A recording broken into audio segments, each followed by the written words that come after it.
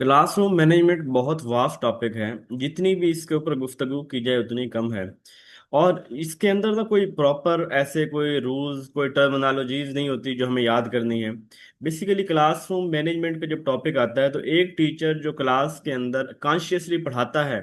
मिसाल के तौर पे आपने 2 साल 3 साल पढ़ाया है और आपने कॉन्शियसली पढ़ाया है, आपने इस नीयत से पढ़ाया है कि मुझे जो है एक ज़बरदस्त इन्वायरमेंट क्रिएट करना है और बच्चों को अच्छे तरीके से पढ़ाना है, इनको इनकी ज़रूरियात को मैंने पूरा करना है। तो जैसे एक बंदा कस्टमर को डील करता है ना एक अच्छे तरीके से कि दोबारा भी मेरा जो है ना मेरे पास आए, जैसे एक उस्ताद चाहता है ना कि बच्चा मेरा फैन हो जाए, जैसे एक कोई शख्स चाहता है कि मुझे जो मैं मेहनत कर रहा हूँ मुझे इसकी आउटपुट मिले। और उसके लिए जो वो एफर्ट्स कर रहा होता है डेफिनेटली उसकी वो सारी इंटेंशंस होती हैं कि मुझे ब्लोर करना है, मुझे बेहतर करना है। तो जब एक टीचर क्लास के अंदर कॉन्शियसली अच्छे तरीके से पढ़ाता है तो इट मीन अच्छे तरीके से पढ़ाने से मुराद सारी चीज़ों को मद्देनजर रखता है।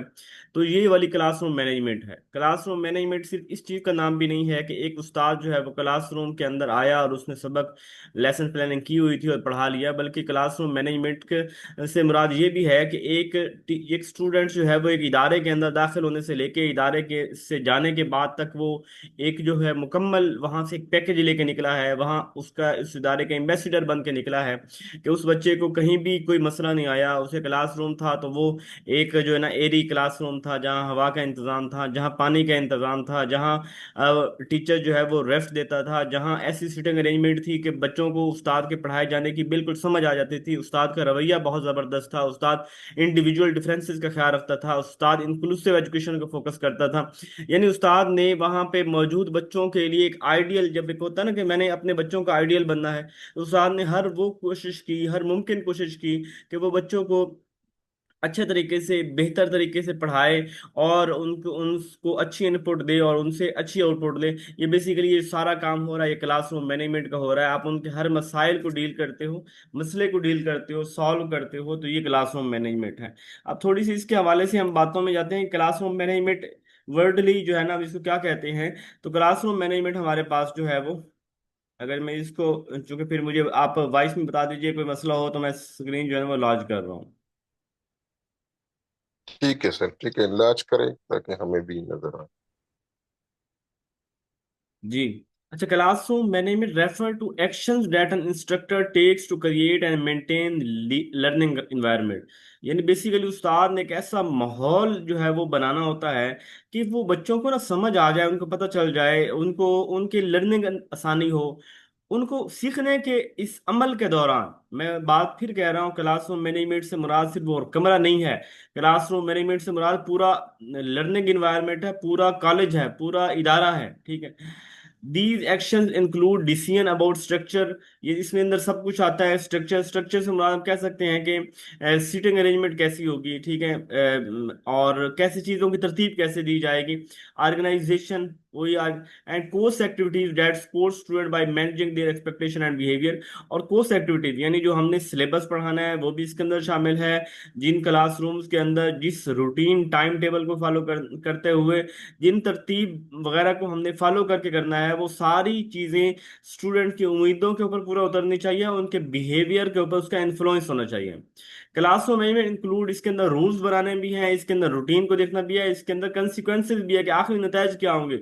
बड़े ही जबरदस्त तरीके से आपने बच्चों को पढ़ाया है, उनको आप, लेकिन बच्चे आपसे नालायक हैं किसी वजह से, कुछ जरूरत बेसिक उनकी जरूरत पूरी नहीं होती रही, कमरे की सफाई नहीं होती थी, या पानी नहीं मिलता था, या उनको जो है वो क्लरिकल ऑफिस की वजह से बहुत तंग किया जाता था। तो वो बच्चे, तो एट द कंसिक्वेंसेज तो ठीक नहीं हो गए। आप तो चाहते हैं कि कंसिक्वेंसेज के अंदर एक ऐसा बच्चा हो जिसकी लर्निंग भी पीक पे हो और वो बच्चा हमारा एम्बेसडर भी हो कि वो किसी को रेफर भी करे कि कल कोई स्कूल या कॉलेज के अंदर दाखिला ले। तो सारी चीजें इसके अंदर शामिल होती हैं। इसके अंदर भी जैसे हमने लीडरशिप की स्किल्स की बात की थी ना, तो यहाँ पे भी स्किल्स की बात होती है कि क्लासरूम मैनेजमेंट के लिए भी 4 तरह की स्किल्स का होना जरूरी है। पहली टेक्निकल स्किल। टेक्निकल होता है वो जो काम का माहिर हो, यानी वो टीचर जो लेसन प्लानिंग जो है वो भी जबरदस्त, यानी लेसन प्लानिंग करके आता है। S L O structure of learning, और उसको पता है कि मैंने क्या पढ़ाना है, उसकी बच्चों की आउटकम क्या होगी, यानी मेरे ऑब्जेक्टिव क्या है और उससे बच्चों की आउटकम मैंने क्या लेनी है, कौन सा करिकुलम पढ़ाना है, किस मैंने मेथड से पढ़ाना है, क्या स्ट्रेटजीज होंगी मेरी क्लास को साथ लेके चलने की, आइटम एनालिसिस पेपर बनाते हुए मुझे आइटम एनालिसिस कैसे करना है, किस तरह का पेपर बनाना है। तो जब मुझे उनकी जो है वो सबमिटिव फॉर्मेटिव असेसमेंट करनी है तो किस तरह की बातें पूछनी है। तो वो जो शख्स जो अपने सब्जेक्ट का माहिर होगा, ठीक है, सिंपल वर्ड में, जो अपने सब्जेक्ट का माहिर होगा और अपने सब्जेक्ट को बेहतर तरीके से पढ़ाने के काबिल होगा, वो टेक्निकल स्किल वाला बंदा होगा। अब ह्यूमन स्किल सिर्फ पढ़ाना ही नहीं है, आप आए क्लासरूम में पढ़ा, बल्कि आपको वहां पे मौजूद हर बच्चे से एक इंटरेक्शन आपको काम करना होता है। तो बेसिकली ह्यूमन स्किल के अंदर वो टीचर जो डीलिंग स्किल अच्छी रखता है स्टूडेंट को, कुछ कुछ लोग ऐसे भी तो आप देखते हैं ना, कि जो इतना बच्चों को मीठा लगाते हैं कि वो बच्चों को ऐसे लगता है कि यार ये तो बहुत अच्छा है, लेकिन पढ़ाने में वो फेल होते हैं। तो बहरहाल ये ह्यूमन स्किल वाले वो लोग जो स्टूडेंट को डील करते हैं, उनके इंक्लूसिव क्लासरूम का इन्वायरमेंट देते हैं, यानी सबको साथ लेके चलते हैं, सबके साथ मोहब्बत बांटते हैं, इक्विटी एंड इक्वालिटी होती है इसका ख्याल रखते हैं, कहाँ इक्विटी चाहिए कहाँ इक्वालिटी चाहिए। ये एक साइकोलॉजिस्ट होते हैं, ये दूसरों को इंटरपर्सनल होता है, दूसरों को समझते हैं। और ये इनके अंदर इंट्रापर्सनल, यानी अपनी जात को समझना, अपनी कमजोरियां खामियां जो मजबूतियों को पता होना, और दूसरों को भी पता होना, तो ये है ह्यूमन स्किल। यानी टीचर के अंदर कुछ टीचर ऐसे भी होते हैं, और ये दोनों चीजें हो जाए तो बहुत अच्छा है। बाकी अलग अलग भी हो सकती हैं। कंसेप्चुअल स्किल, ये हमने इससे अगली और हाई स्किल है। कंसेप्चुअल स्किल के अंदर ये होता है कि एक टीचर बड़ा विजनरी होता है, वो अगले देखेगा कि ये बच्चा मेरे इदारे से जाने वाला, ये कल को मुल्क के अंदर क्या अपनी आउटपुट देगा, मेरे कॉलेज के लिए कैसे बेनिफिट होगा, मेरा इसके अंदर इंप्रेशन इमेज क्या होगा। तो ये एक ना एक, और उसकी एक पूरी क्लैरिटी होती है, क्लैरिटी ऑफ माइंड होती है कि ये क्या बच्चा, ये क्या चीज क्या बनेगा, इसका इसका उसका टीचर अपना विजन भी होता है, बच्चों का विजन क्लियर करता है। और वो हर चीज को बड़ा माइन्यूटली और बड़ा डीपली, बड़ा माइक्रो लेवल पे देख रहा होता है, और जबरदस्त तरीके से क्लास को या इन्वायरमेंट को या इदारे को मैनेज कर रहा होता है। कम्युनिकेशन स्किल, देखिए टीचर्स जहाँ पे आता है ना, तो टीचर्स बगैर कम्युनिकेशन के टीचर भी जीरो है। टीचर्स के कम्युनिकेशन जबरदस्त होना बहुत 100% जबरदस्त होना जरूरी है। अगर टीचर अपनी बात समझा नहीं सकता, अगर टीचर बोल नहीं सकता, अगर टीचर की कम्युनिकेशन स्किल माड़ी है, तो ऐसी सूरत के अंदर उस टीचर बनने का हक नहीं हासिल होना चाहिए। तो और टीचर जो है उसे अपनी 7 C's 9 C's of effective communication का पता होना चाहिए। बेसिकली 7 C जिसमें हम कहते हैं क्लैरिटी होनी चाहिए, और कंसाइज होना चाहिए, कोहरेंट होना चाहिए। तो ये 7 C's हैं, 9 C इस तरह के, यानी कि बिल्कुल जो जो कम्युनिकेशन आप कर रहे हैं वो क्लियर हो, टू दी पॉइंट हो, हर एक चीज के साथ आपस के अंदर जुड़ी हुई हो, तो कोई इम्बिग्विटी वगैरह उसके अंदर नहीं होनी चाहिए। तो क्लासरूम मैनेजमेंट के लिए टीचर के पास ये 4 तरह की स्किल्स अगर हो जाएं तो टीचर जो है वो अच्छा परफॉर्म कर सकता है। उसके बाद है बेसिकली क्लासरूम मैनेजमेंट को हम ये भी कह सकते हैं दैट इफेक्टिवली मैनेज आप डिसरप्टिव क्लास, ऐसी क्लासरूम जो बिखरी हुई है, कोई कहीं बैठा, कोई कहीं बैठा, कोई कहीं गप्पे लगा रहा है, कोई किसी काम को कर रहा है, कोई किसी काम को कर रहा है। टीचर एक सेम एजेंडे के ऊपर, सेम एम के ऊपर और अपनी तरफ मुतवज्जे करता है, उनकी डिसबर्समेंट डिसरप्टिव जो है उसको खत्म करके उनको एक स्मूथली, एक स्ट्रक्चर करके, एक ऑर्गेनाइज करके क्लासरूम रहता है। Teacher should make rules with consultation of student. अच्छा देखें आप, जो है ये हम लोग बारहा कहते होते हैं कि जब भी रूल्स बनाए जाएं तो उसके अंदर जितने स्टेक होल्डर्स होते हैं उनको शामिल किया जाए। अब स्टेक होल्डर में क्या आते हैं, बच्चे भी आते हैं, और कुछ ऐसे होते हैं जहाँ स्टेक होल्डर्स को हम अपने उनके बच्चों के पेरेंट्स भी देखते हैं, हमारा कॉलेज भी उसके अंदर स्टेक होल्डर होता है, यानी वो तमाम लोग जो उससे इन्फ्लुएंस होते हैं, इफेक्ट होते हैं, उसे हम स्टेक होल्डर बोलते हैं। तो हमें बच्चों की कंसल्टेशन लेनी चाहिए। मिसाल हम, मैं पहले दिन क्लास में गया, बच्चों हमें ना क्लास के अंदर अपने रूल्स तय करने हैं ताकि हम कल से ना क्लास के, तो अब बच्चों ने कहा आप हाँ बताएं जी क्लास के आने का टाइम क्या होगा। जी सर 8:30 होना चाहिए। सर 8:30, ठीक है सर 8:30। चले जी, आपके मुतफिक का फैसले से तय कर दिया कि कल से क्लास 8:30 बजे होगी। अच्छा जी, अब बच्चे बताएं कि आप कितना पढ़ना चाहते हैं, एक दिन में हम कितने टॉपिक करेंगे, ये हमारी आउटलाइन है। तो कितने, सर जी एक टॉपिक एक दिन के अंदर काफी है। हाँ जी सारे बताएं, 2 टॉपिक करें, एक करें, 3 करें। सर एक काफी है, रूल तय हो गया जी। अच्छा हम जो है ना वो क्लास के अंदर जो टिकलिंग नहीं करेंगे हम पेंसिल के साथ। चले सर ठीक है, ये भी है, ये भी ठीक है। और बताएं क्लासरूम, सर हम जो है ना वो हर पीरियड के बाद 5 मिनट जो मिलेंगे ना, तब हम पानी पीने के लिए जाएंगे, हमें 5 मिनट का रेस्ट दिए। चलो जी ओके हो गया, हर क्लासरूम 5 मिनट पहले छोड़ दी जाएगी, आपको 5 मिनट का रेस्ट दिया जाएगा। जाएगा। यानी अब मैं टीचर टीचर बच्चों के साथ कंसल्टेशन कर रहा है, बच्चे अपनी राय दे रहे हैं, जो बच्चों की राय है, क्योंकि बच्चे बुरी बातों नहीं बताएंगे, सर हमें क्लास ना पढ़ाएं, सर हम सारा दिन खेलते रहें, सर हमें आप बिल्कुल ना पढ़ाया करें। तो अब ऐसी चीजें बोलेंगे नहीं। अब वो जो टीचर स्टूडेंट बोलेंगे हम उसको लिखते जाएंगे, और लिखने के बाद वो एक रूल्स बन जाएंगे, किसी बच्चे के जिम्मे लगाएंगे बेटा चार्ट बना के आना है, और कल हम ये चार्ट यहाँ पे क्लास में डिस्प्ले कर देंगे, और आइंदा इन्हीं रूल्स को मैं भी फॉलो फॉलो करूंगा और आप भी फॉलो कीजिएगा। Student will follow because they give concern about, जाहिर बात है अब स्टूडेंट ने खुद राय दी है तो इसको फॉलो भी करेंगे। Be acknowledging and showing positive behaviour teacher can manage effectively, जब जब टीचर अपना पॉजिटिव बिहेवियर शो करेगा, अपनाइयत शो करेगा, उनको बताएगा कि बेटा you are more important than me, आप मेरे लिए ज्यादा इंपॉर्टेंट है, मेरे कॉलेज की फैकल्टी से आप मेरे लिए ज्यादा इंपॉर्टेंट है, मैं आपके लिए सब कुछ करने को तैयार हूँ, और मैं आपकी आसानियां पैदा करने के लिए कलर्क से भी लड़ता हूँ, टीचर से भी लड़ता हूँ। अब ऐसी सूरत के अंदर जब पॉजिटिव इन्वायरमेंट होगा तो बच्चे आपसे इफेक्ट होंगे। टीचर डाइवर्स टीचिंग स्टाइल, अब ये कि आपको एक ही टीचिंग स्टाइल नहीं होना चाहिए कि रोजाना आए, व्हाइट बोर्ड पकड़ा, व्हाइट बोर्ड मार्कर पकड़ा और लग गया पढ़ाने में, बल्कि डाइवर्स, कभी आप डिस्कशन स्टाइल के अंदर पढ़ाएं, कभी डिमॉन्स्ट्रेशन के अंदर पढ़ाएं, कभी लेक्चर मेथड तो वो अपनाए, वो इस्तेमाल करें, लर्नर सेंटर का ख्याल रखें। अब आपका अगर एक जबरदस्त और डिफरेंट स्टाइल होंगे, देखिए आजकल के बच्चे बहुत जल्दी बोर हो जाते हैं, बहुत जल्दी बोरियत का एहसास हो जाता है उनको। ऐसे में आपको क्या करना है कि आपको अपना टीचिंग स्टाइल बड़ा डाइवर्स रखना है, और कभी किसी तरह, ताकि बच्चे इंटरेस्टेड रहें और आपके अंदर उलझे रहें। Diverse learning style create good and active environment. Teacher positive communication and active listening can minimize disruptive situation. Teacher अच्छी बातें करें और वहां पे जो है वो एक्टिव लिसनिंग, बच्चों की बात को सुने, बच्चों की बात सुनना बहुत बड़ी नेकी समझ ले हैं, कि लोगों के बातों को सुन भी लेना तो उनका आधा कथारसिस हो जाता है। अच्छा, अब क्लासरूम मैनेजमेंट की जरूरत क्यों है? जहरी बात है, इससे बच्चों का जो है रवैया चेंज होता है, और focus attention of the student and teacher इन, इससे जब क्लासरूम मैनेजमेंट होगी तो उस्ताद भी बच्चों के ऊपर फोकस अटेंशन दे सकेगा। अब मैं बैठा हूँ गर्मी में, पंखा चल कोई नहीं रहा, पसीने आ रहे हैं, मेरा फोकस बच्चों पे रहेगा? मेरा फोकस तो होगा कि भाई वो जो है ना जल्दी से पंखा चले और मुझे जो है ना ये पसीना आ रहा है वो ना आए। तो मेरी तवज्जो जरा बच्चों की तरफ नहीं होगी। ठीक है, जैसे या आपको जो है वो फाइनेंशियली मैटर्स हैं, आप घर से लड़के आए हैं, तो आप बच्चों को पास तो होंगे लेकिन वहां पे आपकी अटेंशन बच्चों की तरफ नहीं होगी। ठीक है, engagement of student increase, collaboration increase, बच्चों की एंगेजमेंट इससे बेहतर होती है जब आप क्लास को मैनेज करते हैं, और कोलैबोरेशन बेहतर होती है। टीचर की कंस कंस कंसिस्टेंसी भी बढ़ती है। यानी जब उस टीचर ने एक टाइम टेबल बना लिया है, एक रूटीन बना लिया है, तो वो खुद फॉलो करेगा तो उसकी भी पहले से बेहतर कंसिस्टेंसी होगी। विजन और goals should be discuss after few, vision और गोल्स जो है वो हर कुछ दिनों के बाद डिस्कस करने चाहिए बच्चों के साथ। जैसे हम होता है ना हर महीने की हम प्लानिंग करते हैं कि इस महीने मैंने ये टारगेट मेरे हैं, तो इसी तरह यहाँ पे भी क्लासरूम के अंदर भी आप अपने बच्चों के साथ डिस्कस करें। इंडिविजुअल नीड और डिफरेंसेस का टीचर को ख्याल रखना चाहिए। बेसिक नीड, इलेक्ट्रिसिटी, लाइट देंगे मैनेज होनी चाहिए, सीटिंग अरेंजमेंट प्रॉपर होनी चाहिए, यानी कि जो बेंच आपके हैं वो डस्टी नहीं होने चाहिए, उनको प्रॉपर क्लीन होना चाहिए, पानी आपका होना चाहिए, लाइटनिंग आपकी पूरी होनी चाहिए, टेम्परेचर आपका जो है वो बकदर ज़रूरत होनी चाहिए, ना गर्मी हो ना सर्दी हो।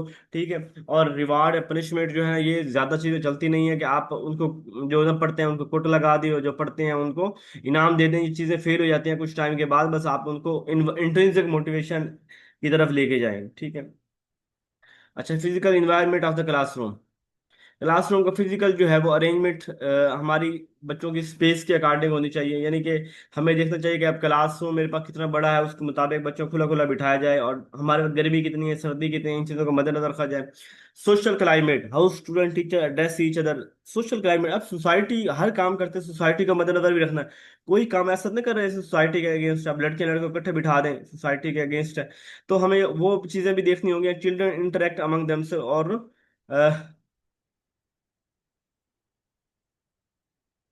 स्टूडेंट टीचर इससे कैसे एड्रेस करते हैं और चिल्ड्रन कैसे इंटरेक्ट करते हैं। The organisation of activities and the management of time, ठीक है, वो जो हमारे पास टाइम है, जो रिसोर्सेज है उनको मैनेज करना। चिल्ड्रन लेवल ऑफ एंगेजमेंट, बच्चे किस लेवल पे हैं, किस लेवल की एंगेजमेंट उनको चाहिए, वो इस बिहेवियर पॉजिटिवली, बच्चों के साथ हमारा बिहेवियर पॉजिटिव होना चाहिए, नेगेटिव नहीं होना चाहिए। अच्छा, हेड की रिस्पॉन्सिबिलिटीज क्या होती हैं? ये सारी चीजें आपको पता ही हैं। बस ये जब आपकी ना पेपर में मैनेजमेंट के रिलेटेड सवाल आते हैं, बस थोड़ा सा सवाल को 3 से 4 दफा पढ़ना है, अपने दिमाग में गौर करनी है कि अगर मैं टीचर होता, इस तरह सिचुएशन होती, मैं क्या चीज़ पसंद करता, दुनिया में कब क्या चीज़ें पसंद की जाती हैं। तो ये आप सोचेंगे ना तो आपके जहन के अंदर आ जाएगा। Responsible for the proper administration and management of the institution. Proper पूरे इदारे को मैनेज करना हेड का काम होता है। बोर्डिंग हाउस होस्ट, अगर वहाँ हॉस्टल अटैच साथ में है या रेजिडेंस है कॉलेज के अंदर, इदारे के अंदर, तो उसको मैनेज करना भी इसी हेड का काम होता है। जो स्टाफ है, स्टूडेंट्स हैं, उनके अंदर डिसिप्लिन को मेंटेन करना, टीचिंग वर्क को रेगुलरली चेक करना, टीचर ठीक पढ़ा रहे हैं, बच्चों को काम मिल रहा है। खुद भी जो है वो 6 लेक्चर एक मंथ के अंदर पढ़ा, एक दिन के अंदर पढ़ाना, सॉरी एक वीक के अंदर, यानी एक हफ्ते में 6 लेक्चर, यानी इस मतलब है कि हर रोज तकरीबन एक लेक्चर पढ़ाना उसके खुद के लिए भी जरूरी है। बच्चों के लिए एक्स्ट्रा करिकुलर को करिकुलर एक्टिविटीज का इनकाद किया जाए, और तमाम रजिस्टर को रेगुलरली चेक किया जाए कि प्रॉपर मैनेज हैं, ज़बरदस्त हैं। यूटिलाइज मनी अकॉर्डिंग, जो मनी है, जो पैसा है, उसको प्रॉपर तरीके से यूटिलाइज किया जाए। Promote the physical, intellectual, religious, social, moral welfare of student, इन सारी चीज़ों को मद्देनजर रखा जाए, बच्चों की फिजिकल भी, इंटेलेक्चुअल भी। द हेड ऑफ इंस्टीट्यूशन से आप 6 लेक्चर। अच्छा, क्लासरूम को हम एक डेफिनेशन ये भी करते हैं कि group of student meeting regularly to study a subject under the guidance of a teacher.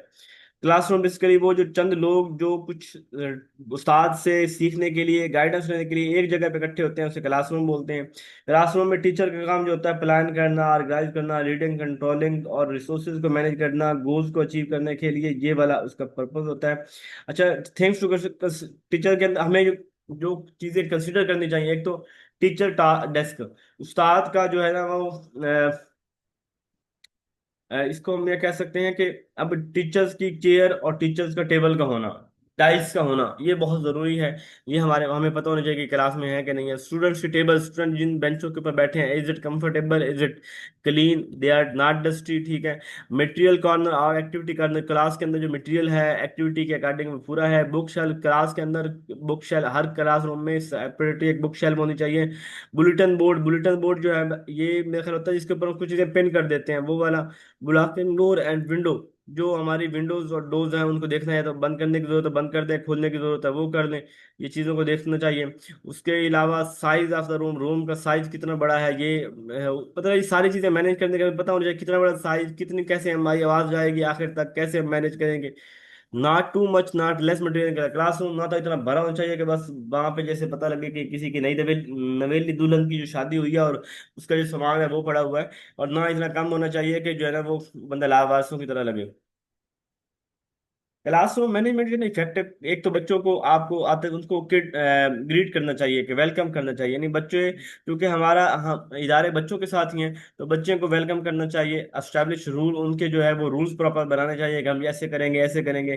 पढ़ाने का प्लान बनाएं, इन्वॉल्व योर किड्स, अपने बच्चों को अपने कामों के अंदर शामिल करें, बच्चों को इज्जत दें, ठीक है। इसके अलावा क्लासरूम के अंदर लाइटनिंग ठीक होनी चाहिए, फ्लोरिंग फर्श ठीक होना चाहिए, साफ होना चाहिए, प्रोजेक्टर वगैरह होना चाहिए, सीटिंग अरेंजमेंट जबरदस्त होनी चाहिए। टीचर का जो है वो किस चीज़ों पे क्लासरूम मैनेजमेंट डिपेंड्स ऑन, एक तो टीचर टीचिंग स्टाइल, इसके ऊपर भी डिपेंड करती है। सब्जेक्ट मैटर, कौन सा सब्जेक्ट पढ़ा रहे हैं, मैथ पढ़ा रहे हैं तो और तरतीब होगी, इंग्लिश, उर्दू, कोई आर्ट्स का सब्जेक्ट पढ़ा रहे हैं तो वो चीज़ें मद्देनजर रखनी हो कि कौन सा सब्जेक्ट पढ़ा रहे हैं। स्टूडेंट की एजेस को मद्देनजर रखना चाहिए कि किस एज के बच्चे मेरे पास पढ़ रहे हैं, क्लासरूम का साइज कितना बड़ा है और मेरे पास अवेलेबल रिसोर्सेज कौन से हैं। सिटिंग अरेंजमेंट जो है वो different from individual and group study, sitting arrangement ना हर कहीं मुख्तलिफ होते हैं। बहुत सी तरह के सीटिंग अरेंजमेंट चलते हैं, पेयर जहाँ दो दो लोग मिलके बैठ के बनते हैं। हेयरिंग बैंड जैसे आपका वो जो नहीं होता फीमेल का हेयरिंग बॉन्ड होता है। आज पता कह रहे हैं कि जैसे एक आधा सर्कल जैसे स्टोर की तरह होती है। प्रेजेंटेशन, ऐसा स्टाइल जिसमें प्रेजेंटेशन दी जाती है, यानी वो हम क्या कहते हैं ऑडिटोरियम टाइप के बैठते हैं। रोज एंड कॉलम के अंदर बैठना। ग्रिड, ये ग्रिड क्या है, ग्रिड भी मेरे ख्याल है एक एक बंदा एक एक बेंच पे इसकी तरह होता है, मुझे एग्जैक्ट याद नहीं आ रहा। सर्कल में बैठना, यू शेप्ड होना। अब यू शेप मुझे सबसे ज्यादा पसंद आता है। ट्रेडिशनल स्टाइल होना, डबल यू शेप होना या क्लस्टर होना। तो डबल यू शेप में नहीं, एक यू शेप इस तरह बन गया, डबल उसके बैक साइड में गया। क्लस्टर, क्लस्टर होता है जिसके अंदर ना यानी सबसे ज्यादा जो पसंदीदा समझा जाता है ना, अगर आपके पेपर के अंदर सवाल आ जाए ना कि विच सिटिंग प्लान इज बेस्ट या is suitable for inter student, secondary intermediate या कॉलेज लेवल के स्टूडेंट, यूनिवर्सिटी लेवल के स्टूडेंट की बात की जाए तो आपने क्लस्टर की बात करनी है। क्लस्टर होता है एक सेमिनार की सूरत के अंदर, जैसे होता है ना आपके सामने टेबल पड़ा हुआ हो, इधर उधर कुर्सियां हैं, तो ये शादी की तरह जैसे समझ रहे हैं शादियों में हो, तो आप बाद में जब खाना शुरू होता है आप इकट्ठे हो जाते हैं, लेकिन पहले आप दूल्हे की तरफ स्टे करके बैठे होते हैं कुर्सियां वगैरह, ये इस तरह की सूरत हाल होती है, क्लस्टर सेटिंग बोलते हैं। इसके अलावा हमारा स्टाइल भी है अथॉरिटेटिव मैनेजमेंट, फुल अपनी मानते हैं, अथॉरिटेटिव जहाँ पे अपनी मानते हैं लेकिन कुछ उनकी सुनते भी हैं, कुछ सपोर्ट भी करते हैं। अथॉरिटेटिव टेरियन फुल सख्ती होती है। परमिसिव जहाँ पे बच्चों की रूल्स फ्लेक्सिबिलिटी होती है, लीनियंट होता है, जैसे बच्चे कहते हैं वैसे कर लेते हैं। डेमोक्रेटिक सबको साथ लेके चलते हैं, एक पूरा मशरे के साथ चलते हैं, लजत फिर ना छेड़ मरंगा, ना आप हमें कुछ कहो ना हम आपको कुछ कहेंगे, ये वाला। ठीक है। Role of the teacher in class, classroom में टीचर का रोल क्या है कि वो डिसिप्लिन को मैनेज करे, कम्युनिकेट जो है वो बच्चों की उम्मीदों के मुताबिक हर आखिरी बंदे तक और क्लियरली आवाज जानी चाहिए। बच्चों के साथ रेपो बिल्ड करनी चाहिए ताकि वो उनके अंदर अपनाइयत हो कि हमारा अपना उस्ताद ही है। स्टे काम एंड कंसिस्टेंट, काम होना चाहिए, कंसिस्टेंट रहना चाहिए। और encourage student participation and ownership, student को पार्टिसिपेट उनके, यानी वो कहते हैं ना स्टूडेंट आपका नालायक हो लायक हो, आपको उसको ऑन करना चाहिए, उसको कहना चाहिए यू आर माई स्टूडेंट, ठीक है ना, no matter you are like genius or not, तो ऑनरशिप लेनी चाहिए। जी यही थे आज की हमारे क्लासरूम मैनेज के अंदर मुख्तसर सी बातें। वो बातें हैं सारी जो हम आम जिंदगी के अंदर कहीं ना कहीं यूज करते हैं, और इन चीज़ों का ख्याल रखेंगे तो आप अच्छे टीचर बन सकेंगे।